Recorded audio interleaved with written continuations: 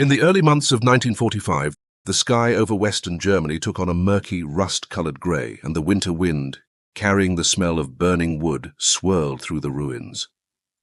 The factory buildings of the industrial districts had long since lost their former integrity. Collapsed roofs and shattered windows bore the marks left behind by war. In the distance, Allied bombers slipped through the mist like ghosts, while the tracks of enemy aircraft flickered constantly on the radar screens. Germany's radar stations had once been a technically sophisticated line of defense, installed on hilltops to monitor every air route above the border. Elsa Klaus, a radar operator only 22 years old, sat day after day at the control console, her eyes fixed on the screen, her ears filled with the humming of signal waves and the hiss of radio static. She had to distinguish every returning echo and determine whether enemy aircraft were approaching. Her fingertips had grown slightly rough from long hours operating the radar equipment, and her shoulders ached from maintaining the same posture for so long, yet she never withdrew because she knew that any single misjudgment could cost the lives of soldiers at the front. As the situation on the battlefield worsened day by day, Allied bombing gradually destroyed the power supply and communication systems, and the radar station's alarms sounded more and more frequently, warning Elsa of each new air raid threat. The chimneys of the factories no longer released their usual smoke. Diesel fuel was in short supply, machinery shut down again and again, and the entire region sank into a rhythm that was both sluggish and tense. At last, the order to retreat was issued, and German units began to pull out in haste. Elsa was assigned to a small observation post where she had to perform one final inspection of the equipment and ensure that important data would not fall into enemy hands. In the darkness, the remnants of the bombing glowed like blood-colored flames across her face, and she felt a fear and exhaustion unlike anything she had ever known. During the retreat, American troops suddenly appeared within her field of vision, while the smoke at the edges of the trenches had not yet dispersed. Elsa's heart tightened abruptly. She knew she could not resist and could not hide. Several American soldiers led her onto a truck, and a detention camp built from barbed wire and weathered planks gradually came into view. Around the camp stood high fences and guard towers, where soldiers with rifles in their hands watched with wary eyes. The cold wind blew in from outside the compound, lifting snow and dust from the ground, as if it were sealing off the entire world. Elsa was placed in a row of hastily erected tents, each one packed with prisoners like herself. Everyone looked both tense and numb. The air inside the tent was a mixture of earth, sweat, and the smell of simple meals, and it gave her a strange sense of safety. At least there was no direct threat from the barrel of a gun. The registration procedures were strict and orderly. The Americans allocated the prisoners to different sections according to their rank and role, and technical personnel such as radar operators were recorded and numbered separately. For the first time, Elsa could clearly see the documents and administrative system of the U.S. Army. They used barcodes and numbers to label prisoners, and clear procedures to organize food, bedding, and hygiene. She noticed a notice posted on the camp bulletin board describing the rules for writing letters. Part of the U.S. Army POW mail regulations, prisoners were allowed to write to their families. Every letter would be inspected, but the right to write was explicitly guaranteed. For the first time, Elsa felt a strange and subtle kind of human consideration, and her heart trembled slightly.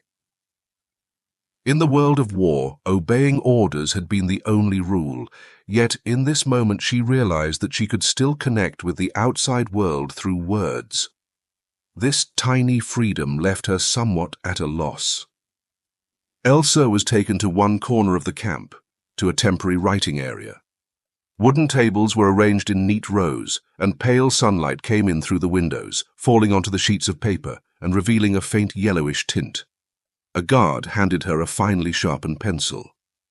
When the pencil rested in her hand, its light weight made her freeze. She had never imagined that holding a pen would become a matter of choice, much less that, during 4 years of war, written words had been used almost exclusively for orders, reports, and official records. Her hand trembled involuntarily, and in her mind echoed the voice that had trained her for years to be a mechanical operator. Writing was not a right, but a privilege. She hardly dared touch the pencil, as though this simple act might violate some invisible discipline. 4 years of war had divided her world into black and white, orders and execution, enemy and loyalty. Now, a small pencil had broken that order, filling her with fear and also with hope. She stared at the blank sheet of paper, her breath slow and heavy, and at last her fingertips gently came to rest on the pencil, as if touching a long-lost part of her own humanity. She understood that writing the first line would not only be the beginning of communication with the outside world, but also the starting point of the rebirth of her own voice. Elsa slowly sat down, her hands almost rigid as they gripped the pencil. She stared at the white letter paper, as if that single sheet carried the weight of the entire world. 4 years of war had filled her life with regulations and radar signals. Every operation and every report had been an extension of orders and discipline, and her personal voice had never been allowed to exist. Now she could finally write according to her own will, yet she felt an unprecedented tension. Her gaze fell on the pencil. Its finely sharpened point was like a tiny tendril, quivering lightly, as though calling out to her to act. She delayed for a long time before she began to write, her fingers tapping unconsciously on the tabletop. The barracks were very quiet. Only the distant footsteps of guards and the occasional soft sound of wind passing the window frame could be heard. Other prisoners were also writing letters, but their movements seemed full of confidence, as if writing had never been difficult for them. Elsa, however, felt an unfamiliar sense of awkwardness. Her thoughts were trapped in rules formed over many years. Picking up a pencil was a privilege, and writing was a form of permission that should not be owned lightly. She even doubted whether she had the right to exercise this simple freedom. Yet the feel of the pencil gradually began to melt the layer of ice in her heart. The warmth of the wood, the faint scratch of the lead, and the slight indentation left in the paper all told her silently that this was an action belonging to her alone. She tried lightly to draw a line across the paper. The tip of the pencil trembled, but it left a steady mark. In that instant, an indescribable emotion surged within her. For the first time in 4 years of war, she was writing entirely by her own will, and not in the execution of an order. She seemed to step out of her role as a mechanized radar operator and become a complete human being, someone whom the world might actually hear. The tip of the pencil moved slowly, and words began to appear. Elsa's thoughts, long held back, flowed out like water from a reservoir, and she wrote her first post-war sentence. "I am now being allowed to write like a normal person." The sentence was simple and calm, yet it carried the weight of years of suppressed emotion and understanding.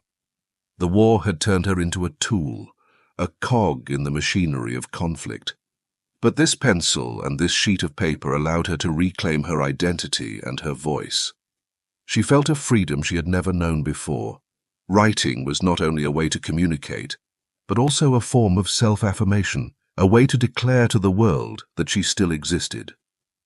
In that moment, she recalled her days at the radar station, the long nights spent watching the screen, her fingers gliding over the buttons, every judgment a matter of life and death, yet never having any chance to record her own feelings and thoughts. War had abstracted her existence, turning her into an extension of numbers and signals, but now she could finally redefine what it meant to exist. With every word she wrote, she seemed to release herself from 4 years of tension and obedience. The movements of the other prisoners gradually faded into the background, and even the cold wind in the camp seemed to grow gentler. Elsa realized that this small pencil was not merely a tool, but a bridge, a link between human beings and between a person and her own self. It allowed her voice to be heard, her identity to be acknowledged, and it meant she was no longer only a shadow cast by the war. Her hand slowly relaxed. The pencil tip moved lightly over the paper, and the lines of text formed a new order, an order belonging to humanity and freedom, rather than to fire and commands. When the last line was finished, she lifted her head and looked past the fences and the camp to where the sunlight fell on the snow, casting a faint golden sheen. She knew that this letter was not only written to her distant family, but also to herself, to the self whose voice and power of choice had been stripped away by the war. The slight feel of the pencil between her fingers had become her first link with the world, and it made her understand that even if war took everything else, the smallest actions could still remake humanity and restore dignity. In the days that followed, Elsa came to the writing area every day. She no longer hesitated. The pencil glided freely between her fingers, and every stroke of the lead seemed to prove to herself that she could still choose her own actions. Other prisoners in the camp were also writing. Some wrote to their families, some wrote words of thanks, and some simply recorded their daily lives. Elsa began to notice that every line of text was a kind of voice returning, and that each individual life, suppressed by war, was searching for a way out. Her heart slowly softened. From her initial tension and vigilance, she moved toward a slight relaxation, and then gradually began to feel a long-lost sense of calm and hope. From time to time, she would look up and observe the prisoners next to her. An older German soldier wrote with furrowed brow, the paper covered with cautious, careful handwriting. A younger soldier wrote until his tears blurred the ink. Each of them, in the simplest way, was affirming his own existence, and Elsa sensed within this something unfamiliar, yet warm. The faint scratch of the pencil, the soft rustling of turning pages, gradually merged into her senses, becoming both a comfort and a source of hope. She realized that this small measure of freedom was precisely the part of humanity that war could never completely destroy. One day, a letter Elsa had written was collected by the camp postman, and she gripped another pencil tightly in her hand, feeling a satisfaction unlike anything she had known before. For the first time, she felt that her own voice could pass through the barbed wire, cross the line of enmity, and reach her distant family. She understood that war had forced her into silence, but written words had restored her rights and her sense of existence. Writing was no longer an extension of orders. It had become a personal choice and her own affirmation of her life. Life in the camp remained cold and monotonous, but writing gradually established a connection between Elsa and the outside world. She began to notice details, the snowflakes falling on the ground outside the window, the fine cracks in the camp's wooden boards, the scent of earth and cooking smoke in the air. These all became warm descriptions in her letters. With every stroke of the pen, she felt that her existence was no longer confined to being an instrument of war, but that she was a person who could be heard, who could express herself, who could think. Her fingers moved lightly over the pencil, as though touching a long-lost freedom, and every word was a response to years of repression. In her dealings with other prisoners, Elsa gradually let go of her guardedness. She saw some soldiers helping one another as they wrote, someone sharpening a pencil, someone passing along a sheet of paper. And she quietly took part in this too. These small interactions allowed her to feel the warmth of human nature, and to realize that the power of peace did not arise from grand systems, but from the most ordinary and everyday actions, allowing others to write, allowing others to be heard. Every pencil and every sheet of paper became a faint yet genuine source of hope. One day, Elsa laid down her pencil, took a gentle breath, and looked out at the snowy landscape beyond the camp.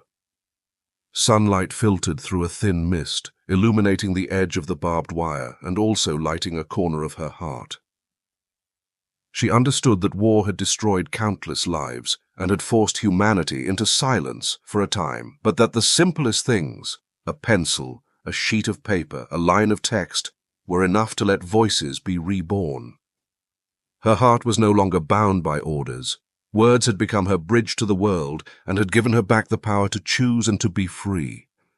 When she wrote the final line, the pencil paused on the paper for a moment, as if announcing to herself that she was no longer merely a tool of war, but a complete human being, someone who could be heard, who could express herself, and who could breathe freely.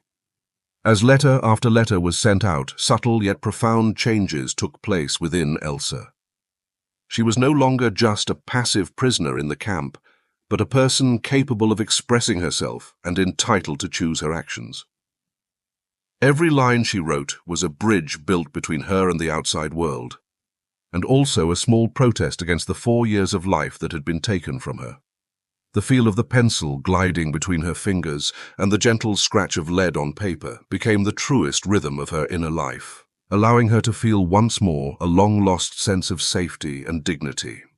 War had forced people into mechanical roles, but this simple pencil restored to her a voice and a rhythm that belonged to her alone.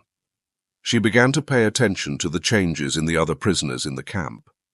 Those young soldiers who had once been rigid and silent were also finding brief moments of peace through writing. Some confided their longing in their letters, some described the scenes of their hometowns, and some merely recorded what they ate and how cold it was each day. Words allowed their existence to be acknowledged and gave them back their individual rights, so that they were no longer only cogs in the machinery of war. As Elsa watched all this, a warm and powerful emotion rose within her. War had destroyed their surroundings and suppressed their humanity, yet these tiny freedoms still allowed life to be born again. One day she dropped her final letter into the postbox, and sunlight fell on the hand in which she held the pencil tightly. She felt a lightness she had never experienced before, as though 4 years of oppression were released in that moment. She thought back to her years at the radar station, every operation and every judgment straining her nerves, her life so completely controlled by war that nothing was left over. Now, through words, she connected with the world.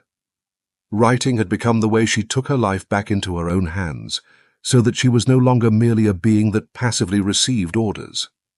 For the first time, she truly realized that her actions could carry meaning and that her voice could be heard. Elsa understood that war would not vanish overnight and that human nature would not be restored in an instant, but she also knew that the simplest things were enough to rebuild hope. Pencils, paper, words. These seemingly insignificant tools allowed her and the other prisoners to re-establish the most basic connections between human beings and, amid cold monotony and fear, to find a gentle kind of order. Words drew them out of the grey world of war and let them feel the warmth of life and personal dignity. These seemingly ordinary actions were, in fact, the earliest seeds of peace. At last she lowered her head and looked at the words on the paper. Each line was like a faint flame illuminating the shadows within her. Hope rose in her heart, and she also understood that her existence was still of value.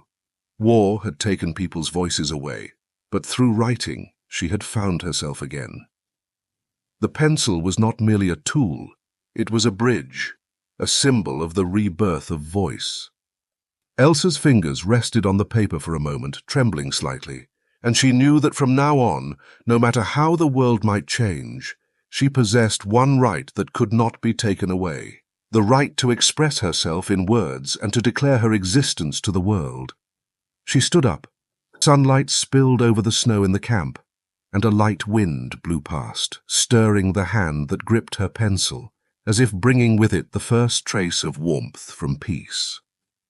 In that moment, Elsa understood that war might destroy cities, wreck machines, and strip away freedom, but that the smallest things could still allow humanity to be reborn. Words, pencils, voices. These seemingly simple elements were the starting point for the revival of human nature. She was no longer merely a tool in wartime, but a person who could be heard, who could express herself, who could choose. This pencil had helped her find herself again, and had also allowed her to glimpse the possibility of peace. As time passed, daily life in the camp gradually took on a faint order and regularity. Every day, Elsa picked up her pencil to write, and her movements were no longer stiff, but full of confidence and rhythm. Writing became an indispensable ritual in her life, a small yet steadfast form of freedom. Every line of text was a declaration to the world. She still existed, and she still possessed the right to choose. The pencil moved in her hand, as if parting the grey mist left by the war, allowing her voice to surface again, and herself to be acknowledged once more by the world. She began to observe the small changes in the camp. The brows of young soldiers who had once been silent relaxed slightly while they wrote, and fleeting expressions passed across their faces. Older prisoners showed a faint, relieved smile when they finished their letters. Words restored their humanity so that they were not only parts of a war machine. Elsa realized that war made people mechanical, rigid, and numb, but that the simplest tools could soften that rigidity. Pencils, paper, words, like fine streams of water, they slowly seeped into people's hearts, teaching them once more how to breathe and how to feel. Once, Elsa wrote in a letter about her own visions of the future. She described fields in spring, the little river near her home, and the sound of flowers opening.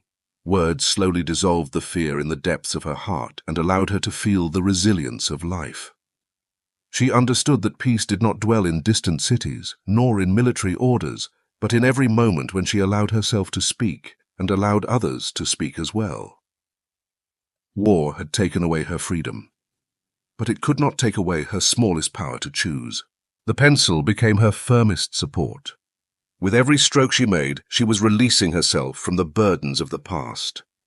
Winter in the camp slowly passed. The snow began to melt, and the biting chill carried by the wind gradually weakened. After handing over a letter, Elsa would stand at the window, gazing into the distance. The world beyond the barbed wire was still strange and remote, but her heart was no longer tightly wound. She felt the power that words had given her. They allowed her to be heard, allowed her existence to be acknowledged, and meant she was no longer only a tool of war, but a whole person. The pencil had brought her voice back to life and allowed human nature to shine again. She lifted her head slightly, and sunlight poured through the mist into the camp, gentle yet unyielding. In the days that followed, Elsa saw more and more prisoners pick up pens to write. The air in the camp was filled with the faint sounds of pencils gliding across paper like a fragile piece of music awakening dormant humanity. She realized that this small act was enough to change the atmosphere of the entire camp, enabling people amid cold, hunger, and fear to find their dignity and hope once more. War could destroy cities, factories, and families, but small and genuine freedoms could bring voices back to life and allow humanity to breathe again. Every pencil was a bridge, and every line of text was the echo of a life. In the end, Elsa gently folded the letter and set the pencil back on the table. She felt an indescribable sense of fulfillment and calm. War had taken away people's bodies, their thoughts, and their voices, but through writing she had reclaimed all three. The pencil was not just a tool. It carried freedom and hope, and it carried the power of an individual life rising again from the shadow of war. She drew a deep breath, her gaze steady and calm. As the breeze passed by, and her fingers still gripping the pencil trembled slightly, it was as if she were touching the first light of peace. She knew that from this moment on she was no longer a tool of war, but someone who could choose, who could express herself, who could be heard, someone who proclaimed the existence of life through words. Elsa's story quietly spread through the camp, and everyone who picked up a pencil was, in silence, being reborn. Words brought voices back, restored humanity, and lit the hope that war could not destroy. On this cold and broken land, a single finely sharpened pencil became the simplest yet most powerful force. It told people that even in a world filled with war, even when humanity was suppressed, the smallest actions and the most ordinary tools could still allow voices to be reborn and enable human beings to regain their freedom and dignity. Peace began with a pencil, with a line of text, with a person who was allowed to write.